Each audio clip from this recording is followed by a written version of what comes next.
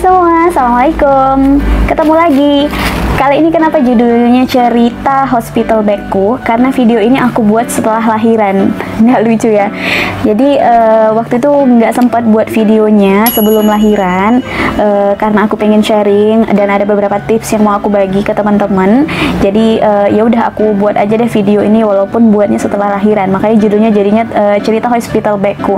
Karena aku nggak bisa tunjukin what's in my hospital bagku waktu itu. Jadi di sini aku cuman mau cerita aja apa aja sih persiapan aku untuk hospital bag untuk lahiran waktu itu. Oke, jadi untuk hospital bagnya aku siapin untuk 3 hari. Kenapa 3 hari? Sebenarnya waktu itu aku direncanain untuk lahiran normal ya, semua lahiran normal lah ya, maksudnya itu lahiran yang per vaginam. Biasanya itu rawatannya cuma butuh waktu 1 hari. Jadi sebenarnya itu untuk 3 hari persiapan sebenarnya berlebihan ya, tapi aku mau jaga-jaga kalau aja ada kendala atau ada masalah yang mengharuskan aku harus operasi. Dan biasanya operasi itu butuh waktu rawatannya 3 hari. Jadi aku siapinnya 3 hari itu buat jaga-jaga aja ya, kan nggak apa-apa berlebih daripada kurang kan, nanti bingung nyarinya. Aku lah contekan ya guys, karena aku udah lupa apa aja yang aku siapin waktu itu gitu. Jadi persiapannya untuk babynya yang pertama itu untuk pakaiannya aku siapin 3 baju panjang dengan celana panjangnya, kemudian 3 baju pendek dengan celana pendeknya, ditambah dengan 3 baju kutung dengan celana popnya, yaitu buat tambahan aja sih, kayaknya harus dimasukin aja semua gitu ya. Sebenarnya 3 baju pendek dengan celana pendek aja udah cukup, nggak perlu pakai baju kutung juga gitu kan. Jadi rasanya untuk baju 6 aja itu udah cukup. 6 itu 3 panjang 3 pendek dipasangin dengan celananya. Kemudian aku siapin singlet juga. Singletnya sebenarnya 3 cukup ya, cuman aku di sana nggak tahu nanti dimandiinnya itu berapa kali gitu kan. Terus belum lagi nanti kalau misalnya dedeknya gumoh kena baju atau yang lainnya, jadi aku siapin singletnya 6. Kemudian popok kainnya aku siapinnya 12. Wow, kenapa banyak ya gitu. Jadi sebenarnya aku udah cari tahu kalau di rumah sakit itu nanti pakainya itu bukan popok kain ya, jadi mereka mintanya diapers gitu, karena mereka juga kan nggak mau repot. Cuman buat jaga-jaga nih kalau misalnya nanti babyku ada ruam popok, aku jaga-jaga juga bawa popok kain. Jadi aku bawa popok kainnya 12, lumayan ya, karena kan baby itu nanti kayak yang aku bilang waktu di video pertama aku itu pipisnya lumayan sering ya, pipis dan pupnya. Jadi aku bawa aja popok kain yang banyak gitu kan, karena mungkin nanti juga nyuci susah kan. Terus aku bawa apalagi ya, topinya aku bawa 4, kebanyakan sih sebenarnya 4, 3 itu aja cukup, tapi aku mana tahu kan mau pengen hari ini fotonya pakai baju ini, pakainya bedong ini gitu kan, jadi topinya pengen yang ganti-ganti, makanya aku bawanya 4 kalau misalnya nanti rawatannya sampai 3 hari gitu ya. Kalau misalnya mau dikurang-kurangin bisa kayaknya bawanya 2 aja gitu. Kemudian untuk sarung tangan sarung kakinya aku pasin juga dengan bajunya tadi, aku bawanya 6. Kemudian bedong, nah bedong ini aku bawanya agak banyak ya, aku bawanya 9 karena nanti kan kalau misalkan dianya pakai popok kain terus dia bedong pas pipis pasti akan ganti-ganti kan, jadi ya udah nggak apa-apa dia bawa banyak sedikit daripada nanti kurang kan gitu. Jadi aku bawa bedongnya memang agak banyak ya, bawa 9, nanti juga bisa jadi selimut juga. Kemudian untuk perlengkapan mandinya aku bawa handuknya 1, aku bawa perlaknya 2. Kenapa 2? Jadi perlaknya itu 1 yang besar, 1 lagi yang travel, jadi nanti buat pulang kalau misalnya dari rumah sakit ke rumah, kalau misalnya harus ganti diapers di jalan, aku pakainya perlak yang travel yang kecil yang kemarin itu, jadi bawanya 2. Kemudian waslapnya aku bawa 2 yang Little Palmer House yang model handuk itu. Kemudian sapu tangannya juga yang model handuk itu juga aku bawanya 2 gitu ya, itu buat jaga-jaga aja sih sebenarnya. Kemudian untuk perlengkapan tidurnya aku cuman bawa selimut topi, itu nanti untuk bisa dipakai untuk selimut di sana dan untuk waktu mau pulang. Kemudian aku bawa kelambu kecil. Nah kelambu kecil kemarin waktu di video aku yang pertama aku kan nggak ada tunjukin tuh. Jadi kelambunya ini yang aku bilang ada bedding set dari ontinya mau kasih, jadi itu dia kan sepasang dengan kelambu kecilnya. Jadi kelambu kecilnya itu yang aku bawa gitu. Jadi nanti buat jaga-jaga, kan nggak tahu tuh kondisinya di sana ada nyamuk atau ada yang lainnya. Jadi aku bawa aja kelambu kecilnya buat jaga-jaga. Udah itu aja perlengkapan tidurnya. Jadi semuanya tadi itu untuk pakaian, perlengkapan mandi, perlengkapan tidur, semuanya aku masukin ke dalam koper ini. Kemudian yang keempat itu skincare. Jadi skincarenya aku masukin ke dalam satu pouch gini. Di dalamnya ini ada sabun mandi, ada minyak telon, kemudian ada baby oil, ada rust cream, kemudian ada compact powder, dan ada lotion anti nyamuk. Lotion anti nyamuknya tetap dua-duanya aku bawa, yang patch sama yang lotion gini ya. Oke, ini semuanya aku gabungin ke dalam satu pouch gini supaya nanti nyarinya juga nggak susah gitu. Ini penuh aku gabung skincare dengan perlengkapan kesehatan lainnya. Perlengkapan kesehatannya itu aku bawa termometer, kemudian ada pembersih gusi yang kain yang kemarin yang Oral Mum, kemudian ada eye masknya, aduh nyelip-nyelip nggak kelihatan guys. Kemudian ada hand sanitizernya, semuanya aku gabungin di sini. Jadi nanti kalau nyari-nyari gampang gitu ya.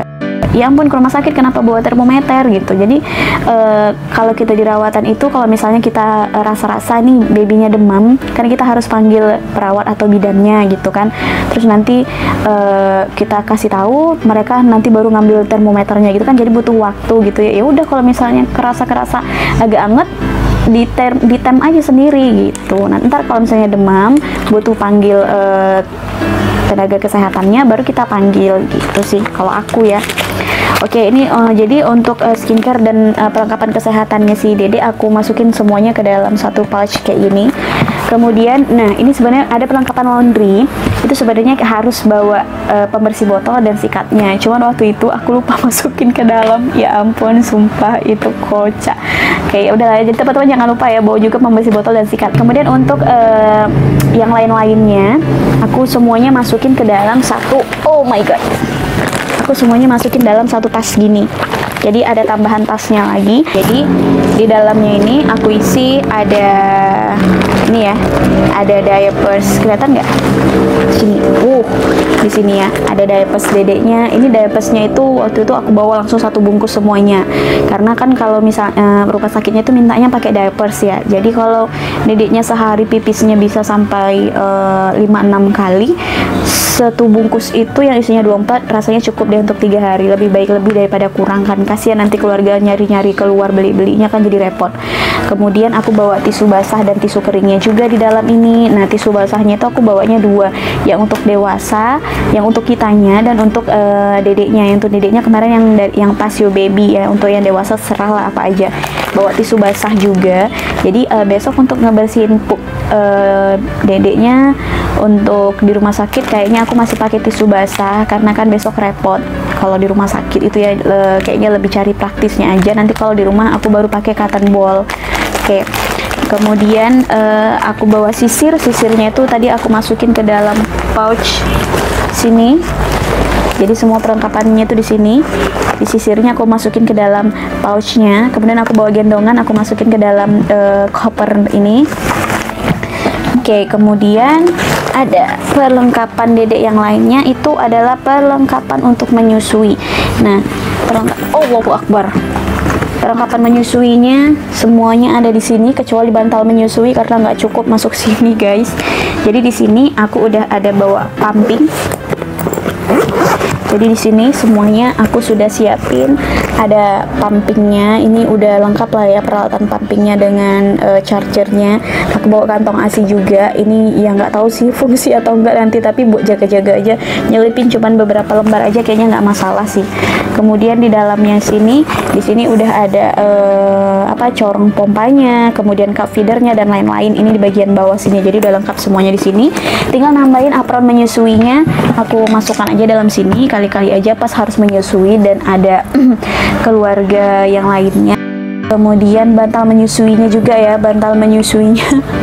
Aku lupa tunjuk, aku lupa bawanya ke sini lagi, guys. Ya udahlah ya, bantal menyusui yang kemarin aku punya itu. Kenapa sih aku harus bawa pumping gitu kan? Jadi saat baru lahiran hari pertama kan aku nggak tahu ASI-nya langsung keluar atau enggak. Walaupun nanti udah dirangsang dengan babynya disuruh nyusu aja terus walaupun nggak keluar, tapi di sela-sela itu aku akan bantu juga dengan pumping gitu. Mana tahu babynya juga masih kesusahan nanti buat nyusunya gitu kan. Jadi aku bantu dengan pumping, nanti pakein cup feeder untuk ngasih ke babynya. Jadi aku tetap bawa ini sih buat jaga-jaga aja, guys. Oke, kemudian untuk perlengkapan ibunya. Nah, perlengkapan ibunya sebagian aku masukin ke dalam, masih di dalam tas ini. Jadi tas ini tuh berisi tentang yang diapers, tisu dan sebagainya gitu ya. Jadi ada diapers dewasa, diapers aku masukin ke sini. Diapers dewasa itu penting banget, terutama yang rencana operasi sih. Kemudian ada pembalut bersalin dan breastpad aku masukin dalam satu pouch kayak gini. Jadi di dalamnya udah ada pembalut bersalin, aku cuman bawa 5. Kemudian ada breastpadnya, aku bawa cuman 6, jadi 3 pasang. Aku masukin semuanya dalam sini, jadi supaya nggak susah nanti cari-carinya. Kemudian aku bawa korset, aku masukin dalam koper. Kain panjang aku juga masukin ke dalam koper. Alat mandinya aku masukin dalam pouch kayak gini. Kemudian kosmetik dan lain-lainnya punya aku dan punya suami aku masukin dalam satu pouch kayak gini, termasuk vitamin semuanya aku masukin ke dalam satu pouch kayak gini supaya gampang carinya. Terus apalagi mukena juga aku masukin ke sini, karena kalau misalkan nanti masih bisa sholat sebelum lahiran, misalkan harus ke rumah sakit atau dan lain-lainnya ada, atau bisa untuk keluarga nanti yang nungguin aku siapin ada pouch juga. Ini pouch perlengkapan charger dan lain-lainnya. Di dalamnya nanti ada charger aku, suami, terus aku siapin power bank buat keadaan darurat, penting guys. Terus ada pouch satu lagi, ini isinya masker. Aku siapin beberapa masker, masukin ke dalamnya. Kemudian pakaian aku juga aku siapin dalam pouch besar kayak gini, jadi supaya gampang nanti suami atau keluarga yang nungguin aku nyarinya. Jadi di sini aku siapin, aku bawa daster 4. Terus aku bawa hijabnya, bergonya aku bawa 2, ada handuknya juga 1. Terus untuk pakaian dalamnya aku siapin yang beranya 4, kemudian yang CD-nya ada 6. Terus untuk perlengkapan suami semuanya pakaiannya ya aku masukin dalam satu pouch kayak gini juga. Jadi aku siapin ada bajunya 3, celana panjangnya 3, terus celana pendeknya atau boxernya 3, kemudian CD-nya aku siapin 6. Jadi semuanya itu pakaian aku, pakaian suami, pakaian dedeknya aku siapin jaga-jaga buat 3 hari. Terus yang paling penting itu adalah dokumennya siapin dalam tempat sendiri gini ya, tas atau apapun boleh, yang penting dipisahin dari yang lainnya supaya dia terkumpul aja satu, nggak berserak, nanti nyarinya juga gampang. Nah, dokumen yang harus disiapin itu adalah pasti KTP suami istri yang asli sama yang fotokopinya langsung disiapin. Kemudian kakak juga asli dan fotokopinya langsung disiapin. Kemudian kartu BPJS atau asuransi lainnya yang asli dan fotokopinya langsung disiapin. Buku nikah juga, buku nikahnya sih aku bawanya kemarin, yang asli dan yang fotokopinya juga. Terus ada buku KIA, buku KIA atau buku kontrol selama kehamilan. Teman-teman punya yang mana? Punya yang pink atau buku kontrol yang lainnya? Jadi dibawa aja, aku ada dua-duanya dibawa. Kemudian kalau ada hasil pemeriksaan lab atau pemeriksaan yang lain-lainnya selama kehamilan itu juga dibawa, atau paling nggak pemeriksaan yang terakhir deh gitu, itu dibawa. Jadi semuanya dimasukkan ke dalam satu map atau dalam satu tas kecil gini supaya nggak kececeran aja. Nanti ini aku masukin ke dalam, nggak di koper sih kayaknya aku masukinnya. Jadi aku ada tas lagi, tasnya itu mungkin nanti isinya kayak handphone dan dokumen ini aku masukin dalam situ. Kalau di koper nanti susah bongkar-bongkarnya. Nah, tips aku, kalau teman-teman punya banyak pouch itu lebih gampang sih, semuanya itu kita masukin ke dalam pouch-pouch. Jadi jangan disatuin blok dalam satu koper, kasihan nanti yang mau nyari-nyari dan jadi berserakan semua nanti di dalam koper gitu ya. Jadi siapin dalam pouch-pouch. Tips aku buat teman-teman, baju babynya tadi itu kayaknya lebih gampang kalau kita siapinnya itu per hari dan kita masukin dalam satu pouch gitu. Misalnya kita siapinnya 3 hari, berarti nanti ada 3 pouch gitu, dan masukin aja dalam satu pouch gini.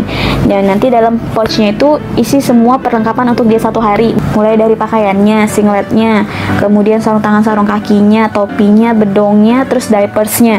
Jadi masukkan dalam satu gini. So, nanti kalau dedeknya mau mandi, tinggal ambil satu pouch gitu, supaya nggak ribet.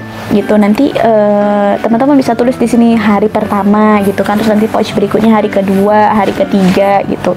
Saran aku untuk hari pertama siapin bedongnya di dalam itu jangan satu, siapin aja 2 atau 3 gitu, karena bisa jadi nanti mereka bedongnya itu kayak untuk dilapis-lapis, untuk dilapis di tempat tidurnya, nah kan mereka lapis-lapis, jadi siapinnya paling nggak 2 deh siapin gitu ya. Kalau untuk hari kedua ketiganya siapin 1 aja gitu. Jadi nanti suami atau saudara yang mau nolongin atau yang nungguin kita itu nggak kesusahan ngambil dalam koper, dia tinggal buka koper, dia lihat hari pertama, udah langsung dia ambil satu gini, nggak perlu bongkar bajunya mana, ininya mananya gitu. Dan aku kemarin nggak sempet nyiapin pouch ini gitu, karena pouchnya terbatas. Untuk yang ukuran yang gede-gede gini, aku banyaknya punyanya yang mini-mini, yang kecil-kecil kayak gini, yang gede-gedenya nggak ada, dan aku nggak sempet beli gitu. Jadi ya udah yang ada di koper ini gitu ya. Untung suami dan keluarga sabar nyari bongkar-bongkarnya. Terus yang lain-lainnya juga, misalnya kayak ini, aku punya pouch yang sama. Ini yang free pouch yang dari My Little Kids itu ya. Jadi di sini isinya charger, dan di sini isinya masker. Teman-teman kasih nama aja di depannya, ditempel pakai kertas gitu kan, ditempel pakai double tip. Sini kasih nama charger, masker gitu. Jadi nyari itu nggak bingung gitu kan. Ini yang mana charger, mana masker, mereka harus buka-buka. Jadi supaya nggak lama aja gitu. Jadi supaya lebih terorganisir, kita pakai pouch itu kayaknya lebih membantu sih. Jadi aku mau sedikit cerita kenapa aku siapin hospital bag ini untuk 3 hari. Awalnya aku direncanakan untuk lahiran normal, karena ya semuanya kayaknya memungkinkan untuk lahiran per vaginam ya. Dari posisi janinnya, kepalanya udah dibawa, udah masuk panggul gitu. Tinggal menunggu apakah kontraksinya bagus nantinya dan hal-hal lainnya gitu. Jadi waktu itu sore kan, kayaknya kebelet pipis nih, aku ke kamar mandi. Terus pas ke kamar mandi ternyata udah ada bercak darah di sidiku kan. Terus aku udah mikir, wah it's the day, aku gitu kan. Aku antara seneng terus gugup, tapi ya udah aku berusaha bawa santai aja. Dan kebetulan hari itu lagi ada acara kecil-kecilan, lagi ngerayain ulang tahun adik ipar. Ya udah aku berusaha santai aja.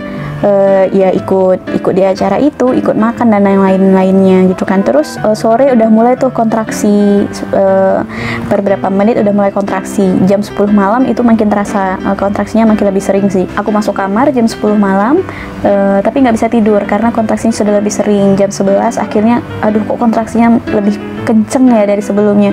Panggil suami kan, bilang udah kontraksi nih gitu. Gimana mau diperiksa dalam sekarang gitu kan, kata suami. Terus aku bilang nggak dulu deh, paling kalaupun buka mungkin buka satu sempit, kayaknya nggak usah dulu, nanti aja daripada diperiksa dalam berkali-kali gitu kan. Kebetulan mertua aku bidan, jadi rencananya aku mau lahiran di rumah aja gitu sama mertua. Jadi terus ya udah aku tahan-tahan, ya tidur ayam, ya ngantuk iya, tapi nahan gelombang cinta itu juga masya Allah. Ya udahlah. Terus terakhir udah jam 2 kayaknya, aduh kok sakit banget ya, nggak kuat gitu kan, bangunin suami. Terus sama suami disuruh periksa dalam aja kan. Awalnya aku nolak sih, tapi suami maksa, dan akhirnya suami bangunin mama, bangunin mertua aku, akhirnya periksa dalam. Ternyata udah buka 4 guys. Aku mikirnya itu ini paling masih buka 2 atau paling kenceng juga buka 3 gitu kan. Ternyata udah buka 4 gitu. Ya udah, pantograf udah harus jalan kan. Aku pindah ke kamar bersalin. Udah dari jam 2 itu udah nggak bisa tidur lagi, udah kontraksinya udah makin kenceng banget, udah makin sering. Sakitnya luar biasa, masih keinget sakitnya sampai sekarang guys. Terus berarti jam 2 itu kan udah buka 4, harusnya diperiksa dalam 4 jam kemudian, berarti sekitar jam 6 diperiksa udah buka 7-8, berarti kan bagus tuh kemajuannya gitu ya, sesuai. Alhamdulillah aku gitu kan. Terus aku ngitung-ngitung nih, jam 6 sekarang udah buka 7-8, berarti kira-kira jam 8 jam 9 kayaknya udah lahiran nih, aku mikirnya gitu kan. Aduh, itulah mungkin pikiran aku mendahului kuasa Allah ya. Jadi udah jam 6 tadi udah buka 7-8, jam 8 diperiksa dalam lagi, ternyata bukanya masih segitu gitu. Akhirnya mertua jadi menginduksi gitu ya, pakai oksitosin di dalam infus. Gila, itu kontraksinya makin kenceng banget, kuat. Aduh, sumpah ya Allah, masya Allah ini rasanya gitu. setelah diinduksi diperiksa dalam lagi, bukanya masih tetap nggak maju, masih segitu aja. Terus akhirnya mama konsul ke SPOG yang ada di sini, terus dianjurin langsung ke rumah sakit. Nah, ke rumah sakit itu di sini di RSUD ya, karena aku kan ada di kabupaten, aku di kecamatannya, jadi harus ke kabupatennya. Itu memerlukan waktu 1,5 sampai 2 jam. Jadi di perjalanan itu aku menuju rumah sakit, ya Allah, rasanya aku hampir menyerah. Ya Allah, aku hampir menyerah gitu kan. Terus bilang sama suami, Bang, udah nggak sanggup lagi. Aduh, aku jadi terharu sekarang. Suami ngasih semangat, mertua ngasih semangat. Itu sebuah kejadian lucu di mobil. Sampai bilang, Ma, sesak pipis, Ma. Ya udah pipisin aja. Ya udah, aku pipis dalam mobil, guys. Terus di setengah jalan itu kontraksi, ya ampun, ini makin kenceng asli, sakitnya makin di mana-mana, makin nambah-nambah. Aku nggak ngerti itu sakit asalnya dari mana, nggak karuan pokoknya. Terus karena mama khawatir, takutnya buka lengkap mau lahiran di situ juga kan, maksudnya lahiran di jalan. Jadi mama sampai periksa dalam lagi. Jadi mama tuh udah bawa peralatan lengkap juga untuk jaga-jaga kalau misalnya harus lahiran di jalan. Jadi mama udah bawa semua kitnya. Mama periksa dalam lagi waktu di jalan kan. Ternyata bukanya masih segitu juga gitu kan. Ya kalau misalnya udah buka lengkap, cari klinik atau puskesmas yang ada paling dekat di situ sih. Nggak mungkin juga lahiran di dalam mobil. Tapi kalau misalnya nggak ada puskesmas atau klinik yang paling dekat, ya mungkin bakal lahiran dalam mobil gitu. Tapi ternyata waktu diperiksa dalam, bukanya masih bukanya masih sama juga, buka 7 atau 8 gitu. Akhirnya sampai di rumah sakit, ya ampun, udah nggak kuat lagi. Dokternya periksa, bukanya masih sama dan kepalanya masih di atas, guys, masih tinggi. Jadi dokter memutuskan untuk operasi. Agak berat sih waktu itu untuk memutuskan operasi, karena aku pengennya lahirannya itu per vaginam gitu kan. Ya untuk beberapa alasan aku pengen lahirannya per vaginam gitu. Ya tapi tetap sih, mau lahirannya per vaginam, mau lahirannya operasi, itu sama aja, perjuangannya sama. Kasih sayang ibu nggak ada yang beda gitu ya, sama-sama merasakan sakit, perjuangannya sama. Jadi nggak, ya udah gitu, aku pasrah aja kalau memang harus operasi gitu kan, karena aku mikirin babynya juga. Ya walaupun waktu itu denyut jantungnya masih aman, semuanya masih normal, cuman kan nggak tahu beberapa menit ke depan, daripada aku nyesel, ya udah aku putusin aja, ya udah oke, operasi gitu kan. Terus suami juga, ya udah operasi aja gitu. Aku terharu, guys, masih terharu ingat masa-masa itu. Ya udah, jadi suami juga mutusin untuk operasi. Ya alhamdulillah, lahir babyku, namanya Aufar. Dan itu lucu, guys, sampai baby udah lahir, nama Aufar itu belum dipastiin. Ya ini beneran Aufar nggak? Kami harus manggil apa gitu, kata ontinya, kata mama. Ya udah, itu aja sih ceritanya. Jadi intinya apa dari cerita ini, aku mau ngasih tahu ke teman-teman, banyak hal yang nggak bisa kita prediksi ya. Walaupun itu semuanya udah aku siapin gitu kan, tapi ada beberapa hal yang nggak aku prediksi gitu. Jadi hospital bag itu, walaupun aku rencana lahiran di rumah aja, aku tetap siapin hospital bag buat kondisi-kondisi yang ternyata memang aku ngalami kondisi itu gitu. Jadi saat itu udah terjadi gitu kan, waktu mama telepon, ya udah bawa ke rumah sakit sekarang gitu kan, dari rumah ke rumah sakit itu butuh waktu 1,5 sampai 2 jam gitu. Aku udah khawatir, ya ampun nanti gimana ini babynya di jalan kayak gitu kan. Tapi ya udah, alhamdulillah semuanya lancar kan. Nah jadi untuk hal-hal seperti itu yang nggak bisa kita prediksi, walaupun teman-teman misalkan nih, teman-teman ada yang berencana lahirannya di rumah juga kayak aku, atau ada yang rencana lahirannya dekat-dekat rumah juga, tetap siapin hospital bag. Dan nyiapinnya aku saranin juga sama sih 3 hari, karena kita nggak tahu apa yang terjadi saat lahiran itu. Ada beberapa hal yang nggak bisa diprediksi gitu ya. Itu sih. Terus satu lagi sih, ada baiknya waktu nyusun hospital bag itu, ya paling nggak ada keluarga, misalnya kayak aku kan, ada ontinya yang tahu gitu isinya di dalam ini apa aja gitu. Jadi nanti waktu pas hari H mau cari apa aja itu nggak susah gitu kan. Jadi semua udah ada lengkap di sini gitu loh. Jadi kita nanti nggak nyusahin keluarga. Kayak aku kan pas di hari H itu harus operasi saat itu kan, aku berangkat dari rumah sekitar jam berapa ya, aku lupa, mungkin sekitar jam 10, setengah 11-an gitu. ya sekitar jam 10-an gitu aku berangkat dari rumah, dan jam 12 itu aku udah masuk ruang operasi. Perawatnya atau bidannya aku nggak tahu, itu ngasih tahu siapin ini gitu kan. Nah semuanya itu udah ada di dalam koper dan di dalam tas yang tadi itu gitu. Cuman kan karena suami dan keluarga lainnya nggak tahu semuanya udah ada di situ, jadi ada beberapa keluarga yang pergi keluar nyari gitu kan, beli apa namanya, beli diapersku, diapers dewasanya, beli diapers dedeknya gitu, dan lain-lainnya, termasuk tisu basah dan lain-lainnya, semuanya dicari lagi padahal semuanya udah ada di dalam gitu. Jadi kayak itu sih terutama, jadi kayak ada perwakilan satu keluarga yang harus tahu semua perlengkapan itu udah ada di dalam gitu, apapun yang mau dicari dari diapersnya apanya gitu, karena kan posisi keluarga ada di luar gitu, akunya udah mau masuk ke ruang operasi.